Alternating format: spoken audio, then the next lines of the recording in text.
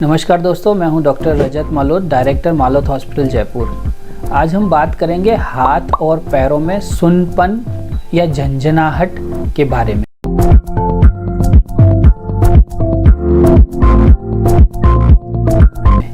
ये बहुत ही common condition है और कई बार मुझे लगता है कि हर इंसान अपनी लाइफ में कई बार एक ना एक बार इस बीमारी से ज़रूर गुजरता है।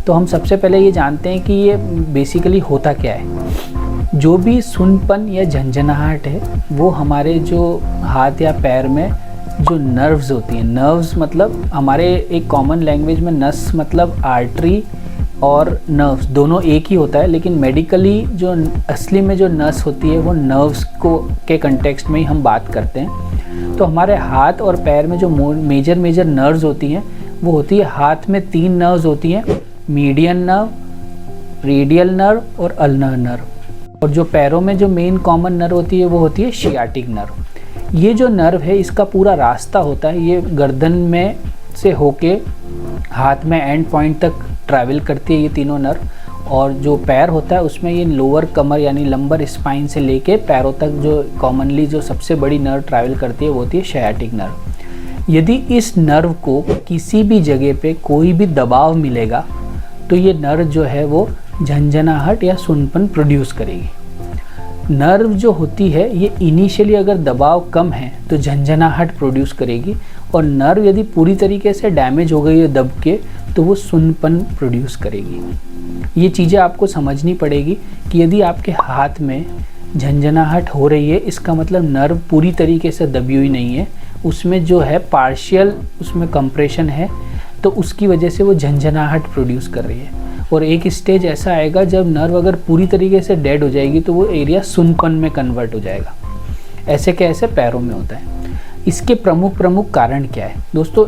नर्व को दबने के जो प्रमुख कारण है वो होता है, एक तो होता है सिस्टमिक यानी बॉडी में ही कोई प्रॉब्लम है तो उसमें पूरी जगह की नसें जो है वो दबेंगी, और एक होता है रीजनल रीज़न यानी कोई एक पर्टिकुलर पॉइंट पे ही दर्द अगर नस दब रही है तो वो फिर एक लोकल सिम्टम्स प्रोड्यूस करेगी। वो लोकल एक ही नर्व में झंझनाहट होगी, बाकी के पूरे शरीर में कोई दिक्कत नहीं होगी।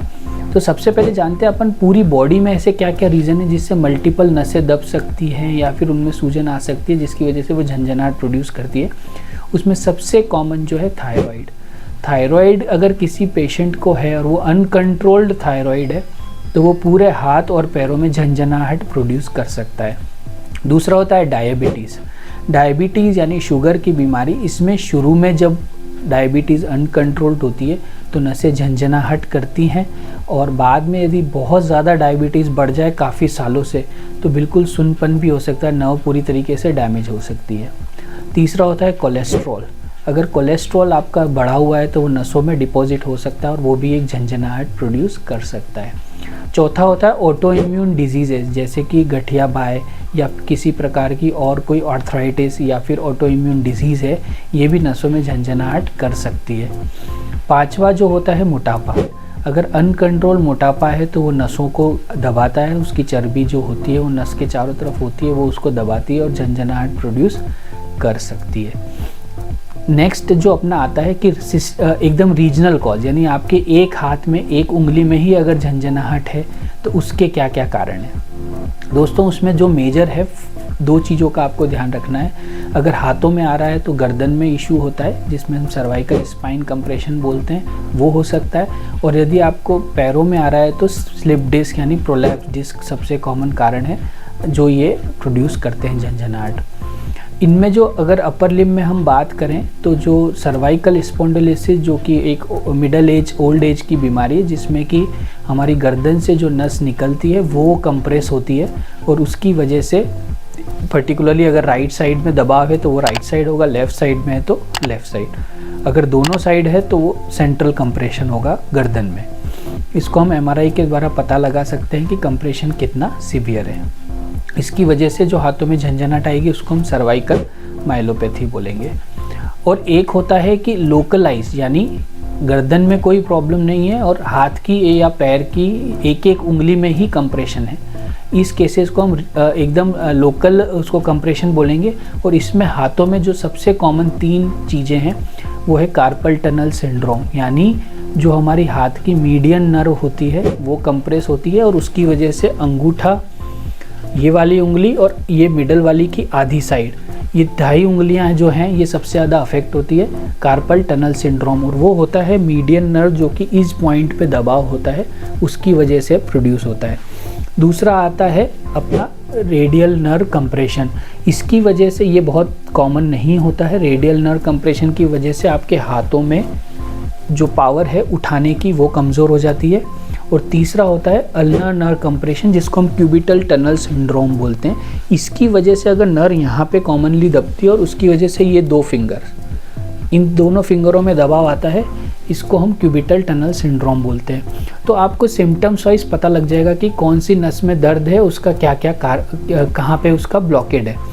इसको और हम कंफर्म करने के लिए एक एनसीवी टेस्ट होता है, उसको करते हैं। जो एनसीवी है ये मदद करती है हमको नर्व के पूरे रास्ते को चेक करती है और ये बताती है कि किस जगह पे कौन सी नर्व में दबाव है। तो ये एक कॉमनली परफॉर्म टेस्ट है, आप इससे भी पता लगा सकते हैं कि आपको एग्जैक्टली कौन सी नर्व में दबाव है और उसका क्या ट्रीटमेंट करना है।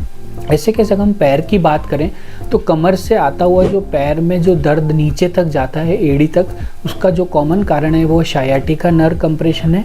और ये जो कॉमनली होता है यंग पेशेंट, यानी अगर उम्र आपकी कम है तो प्रोलैप्स डिस्क की वजह से होता है, स्लिप डिस्क जिसको बोलते हैं। और ओल्ड एज पेशेंट में ये जनरली स्टेनोसिस की वजह से होता है, यानी कमर में जो नर्व का रास्ता होता है वो छोटा हो जाता है, उसकी वजह से होता है। ये दोनों जब आप इस डायग्नोसिस पे आ जाते हैं कि आपको कौन सी नर्व की झंझनाहट और कंप्रेशन है, तो आप ट्रीटमेंट क्या करें। दोस्तों, अगर ट्रीटमेंट इनिशियल लेवल पे हम बात करें तो सारे नर्व के लिए हम कुछ मेडिकल ट्रीटमेंट करते हैं।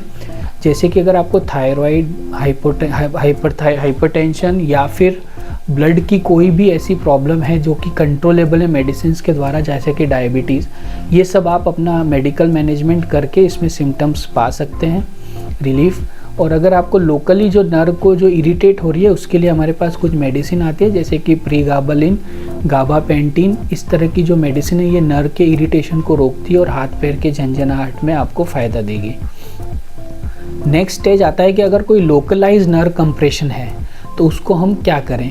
इनिशियली अगर आपके पास लोकलाइज नर्व कंप्लेन है, जैसे कि कार्पल टनल सिंड्रोम है, इसमें आप शुरू में जो ट्राई कर सकते हैं वो है कुछ इसके ब्रेसेस आते हैं वो ट्राई कर सकते हैं, या फिर इसमें एक इंट्रालीजनल इंजेक्शन लगता है स्टेरॉइड का, उससे भी नर्व की जो कंप्रेशन है वो कम हो सकती है।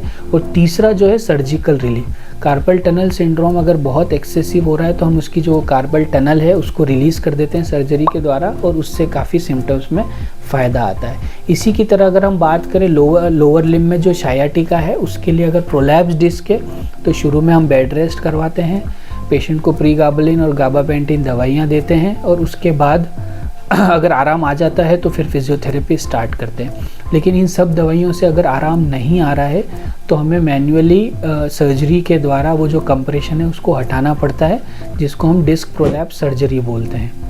और ऐसे कैसे ओल्ड एज में अगर स्टेनोसिस है तो फिर आप स्टेनोसिस का सर्जरी करके नर्व का जो रास्ता है उसको चौड़ा करते हैं, जिसकी वजह से नर्व कंप्रेशन हट जाता है। तो दोस्तों, ये जो पूरा वीडियो मैंने समराइज़ किया है, ये बेसिकली हमारा जो एम है वो ये है कि झंझनाहट या नर्व कंप्रेशन एक प्रकार का सिम्टम है और सबसे पहले जो हमारा एम होना चाहिए वो ये पता लगाना होना चाहिए कि इसका रीज़न क्या है।